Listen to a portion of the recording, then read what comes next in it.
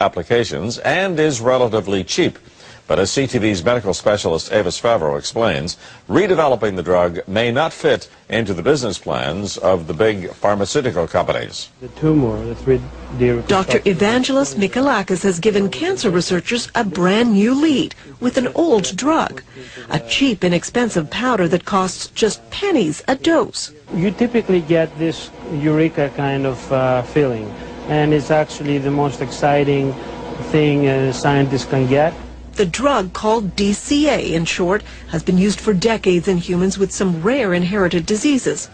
When he added it to the water of mice and rats given human cancers, the results surprised him. And has this big tumor growing in his back. So you can see that even after 3 weeks there is a significant or 70% decrease in tumor size. It shrunk brain, breast and lung tumors in the animals in a matter of weeks, and the drug had no side effects, confirmed by tests of DCA in humans for other diseases. This kind of results, to my mind, are as good as it gets.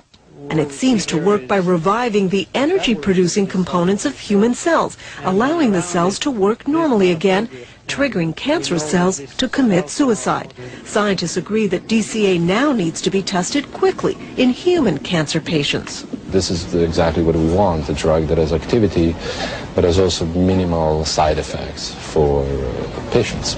But there's a problem. DCA isn't owned by any pharmaceutical company. There's no patent on it. So on one hand, it could become a very inexpensive new treatment for cancer. On the other, drug companies won't be interested in funding studies for a drug that won't make them a profit. This is a difficult question because typically, there are market considerations. So now Dr. Mikalakis has to find someone who will pay for the next round of testing. We hope that we can attract the interest of universities here in Canada and in the United States.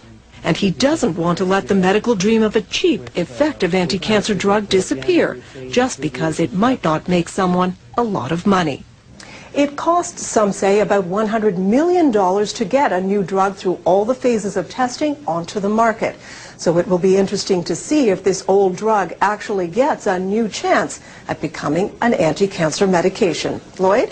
Well, Avis, your report tells us that this drug has great promise. So why aren't companies and institutions lining up to get behind it? Well, first of all, Lloyd, this is the initial report.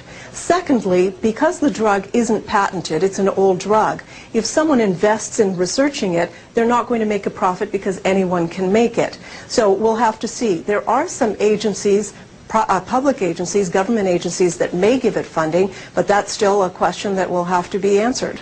But unless big pharmaceutical companies are behind these things, they may go nowhere, is that it? Well, actually, Lloyd, I've had 2 other stories where drugs have shown great promise in the preclinical phase, and because they were orphan drugs and no one picked up, nobody could get the patent on it, they've gone nowhere. So I will be keeping an eye on this one. Thank you very much, Avis.